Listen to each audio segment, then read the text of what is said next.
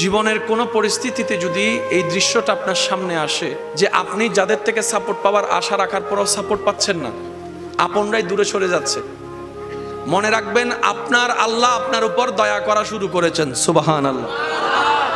ওই বিপদ থেকে আপনি যাদের সাপোর্ট নিয়ে উঠতে চাচ্ছেন, রব চাচ্ছেন আপনাকে কেউ না করুক সাপোর্ট, আপনার আল্লাহই স্বয়ং আপনাকে সাপোর্ট করতে চাচ্ছে বলেই মানুষকে দূরে সরাই দিচ্ছে। সুবহানাল্লাহ। জীবনে যদি কখনো দেখেন কাছের মানুষ দূরে সরে যাচ্ছে, বেঈমানি করছে, দুই নম্বরই করছে, চোখ উল্টাই ফেলছে, আপনি বুঝে নেবেন আল্লাহ তাআলা আপনাকে দুনিয়ার আসল চিত্র দেখাচ্ছে।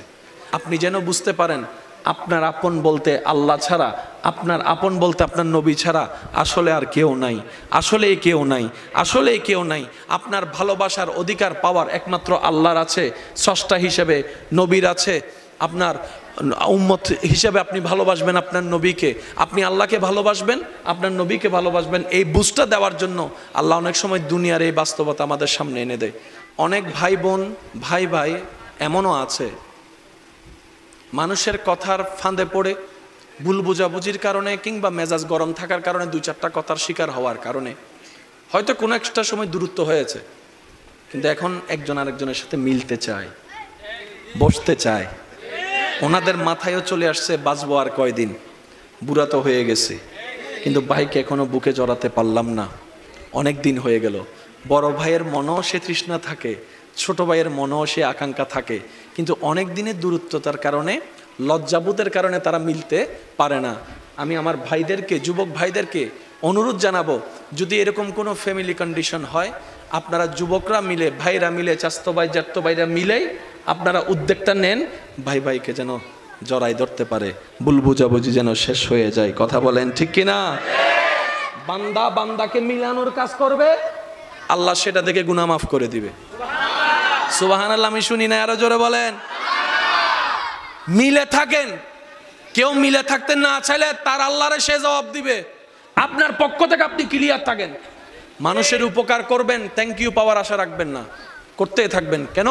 সে আপনার রবের বান্দা, আপনি বান্দার জন্য করবেন, ওই বান্দার আল্লাহ আপনার জন্য করবে।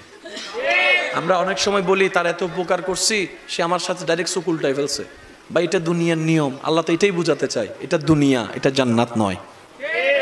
আল্লাহর কাছে সবসময় একটা ফরিয়াদ করবেন, আল্লাহ তুমি আমাকে যতদিন ইচ্ছা এই দুনিয়ায় রাখিও, কিন্তু সে থাকাটা যেন তোমার পছন্দের হয়।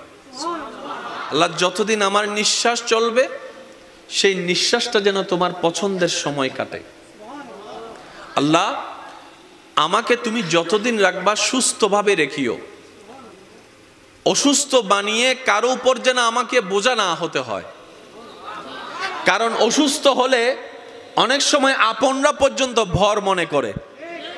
প্রস্রাব পায়খানা যখন অসুস্থতার কারণে বিছানায় করা লাগে, মানুষ ঘেন্না করে, এই ঘেন্নাটা দেখে রুগীরও নিজের অস্বস্তি বোধ হয়। কথা বলেন ঠিক কিনা? আল্লাহ আমি যেন সুস্থ থাকতে থাকতে ঈমান নিয়ে ইজ্জতের সাথে দুনিয়ার থেকে যেতে পারি, সে তৌফিক তুমি আমাকে দিও। মাওলা যতদিন আমি বেঁচে থাকবো তোমার বান্দা, জীবনের শেষ নিঃশ্বাস পর্যন্ত কখনো যেন কারো কাছে হাত পাততে না হয় আমায়, সেই রিজিকের ব্যবস্থা তুমি করে দিও। আল্লাহ গো আমি যখন দুনিয়াতে থাকবো না, আমার সন্তানদের ব্রেইনে মনে তুমি এমন নূরের আলো দান করিও, তারা যেন মা বাবার জন্য অন্তত হাজার ব্যস্ততার ভিতরে একটু যেন দোয়ার হাতটা তোমার দরবারে তুলে এমন সন্তান ব্যবস্থা করে দিও। আল্লাহর কাছে এই দোয়াগুলা করা যাবে ইনশাআল্লাহ? আওয়াজ শুনি নাই। এগুলো কি আমাদের জন্য ভালো হবে না খারাপ হবে? যত উত্তম দোয়া আছে, সবচাইতে উত্তম দোয়ার মধ্যে এগুলা অন্যতম উত্তম দোয়া। কি বলেন আপনারা? একমত আছেন তো সবাই? সবাই একমত আছেন তো? কারণ আমরা ইজ্জতের জীবন চাই, বেইজ্জতি হয়ে মরতে চাই না। কথা বলেন ঠিক কিনা? আমরা মানুষের উপকার করে মরতে চাই, কারো উপর বোঝা হয়ে অপমানিত হয়ে মরতে চাই। আল্লাহ পাক আমাদের সবার উপর সে দয়া দান করুক, আমিন।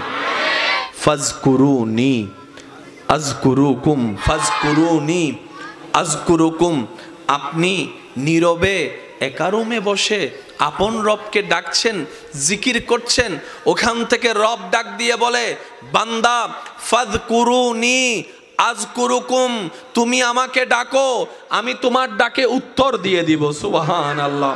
বান্দা তুমি আমাকে ডাকতে থাকো, আমি আল্লাহ তোমার সমস্যাকে সমাধান করে দিব। সুবহানাল্লাহ। বান্দারে রিজিক কমতি হয়ে তুমি ডাকতে থাকো, আমি আল্লাহ রাজ্জাক তোমাকে রিজিক দিয়ে ভরপুর করে দিব।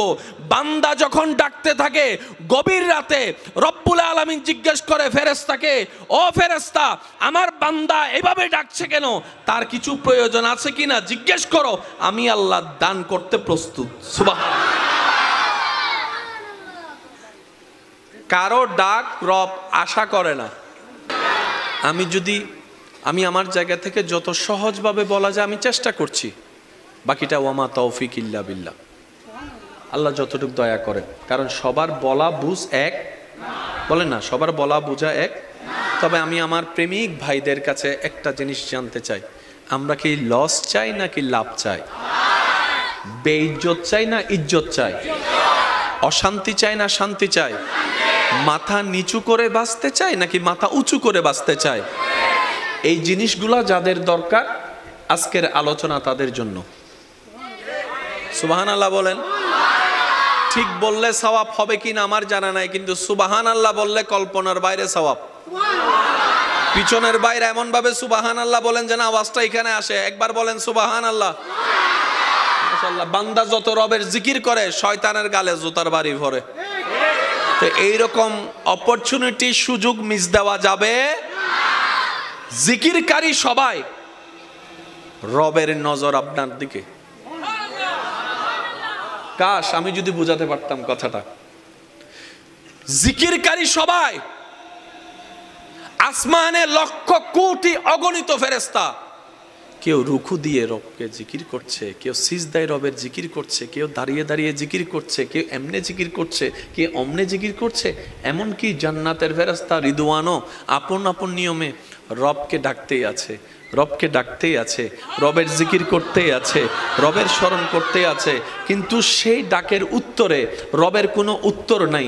কিন্তু যখন আপনি এই ভাঙ্গা ঘরের মধ্যে ছাদও নাই, রোদও ঢুকে, বৃষ্টিও পড়ে, ছোট্ট একটা জায়গায় বসে বসে যখন আপনি আপনার ভালোবাসা দিয়ে, ভক্তি শ্রদ্ধা দিয়ে রবকে ডাকতেই আছেন, রব বলে যে ফেরেশতা দেখতো আমার বান্দার কিছু লাগে কিনা, ফেরেশতা দেখতো আমার বান্দার কিছু প্রয়োজন আছে কিনা, ফেরেশতা দেখতো আমার বান্দার কিছু চাহিদা আছে কিনা। ফেরেশতা বলে, আল্লাহ এখান থেকে ডেকে ডেকে ফাটাই ফেলতেছি, আমাদেরকে একবার জিজ্ঞেসও করলা না কোন জায়গার কোন কোনায় বসে।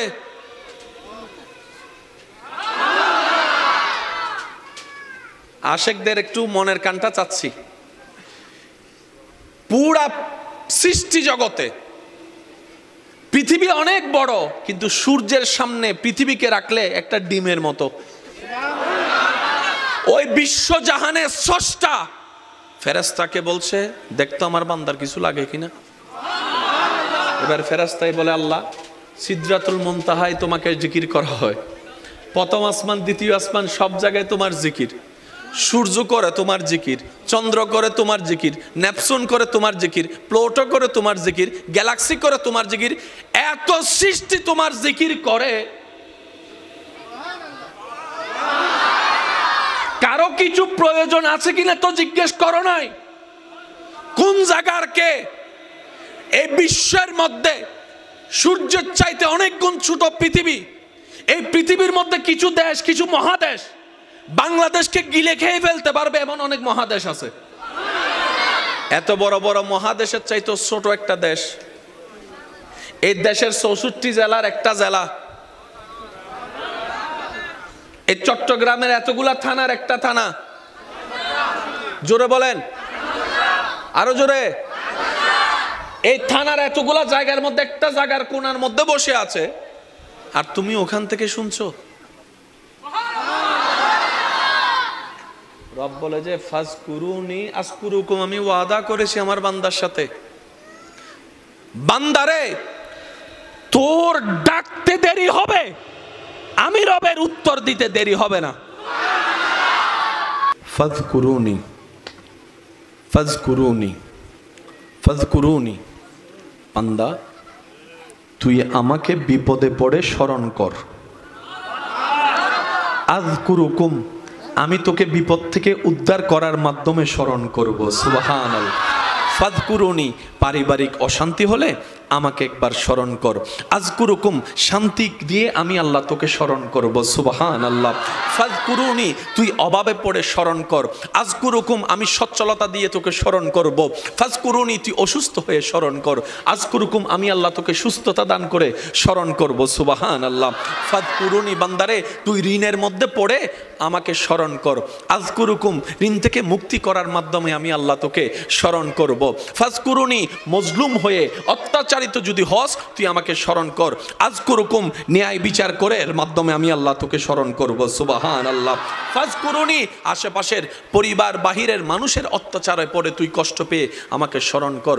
আযকুরুকুম, আমি সেই কষ্টটাকে শান্তিতে রূপান্তর করে তোকে স্মরণ করব, তোকে স্মরণ করব, তোকে স্মরণ করব।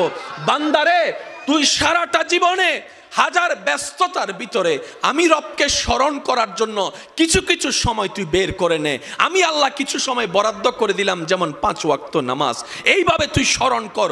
ব্যবসার মাঝে তুই স্মরণ কর, চাকরির মাঝখানে তুই স্মরণ কর, রান্নার মাঝখানে তুই স্মরণ কর, কাপড় ধোয়ার মাঝখানে তুই স্মরণ কর, চলাচলের মাধ্যমে তুই স্মরণ কর, হাঁটার মধ্যে তুই আমাকে স্মরণ কর, বসার মধ্যে স্মরণ কর, শোয়ার মধ্যে স্মরণ কর, খাওয়ার আগে স্মরণ কর, খাওয়ার পরে স্মরণ কর। বান্দারে তুই যদি কোনো রকম দুনিয়ার ব্যস্ত সময়ের অল্প জীবনে আমাকে স্মরণ করতে করতে নবীর প্রেম নিয়ে যদি স্মরণ করতে করতে কবরে আসতে পারস, যেই কবরে তোরে কেউ মনে রাখবে না, আমি আল্লাহর রহমত সেখানে তোকে স্মরণ করব। হাসরও স্মরণ করব। Deal final. দোকান থেকে জিনিস নেয় কিভাবে? টাকা দেয়, জিনিস। আর কোন ঝগড়া আছে? রব বলে যে তুই এখানে স্মরণ কর, পিছন পর্যন্ত আমি ওইখানে স্মরণ করব।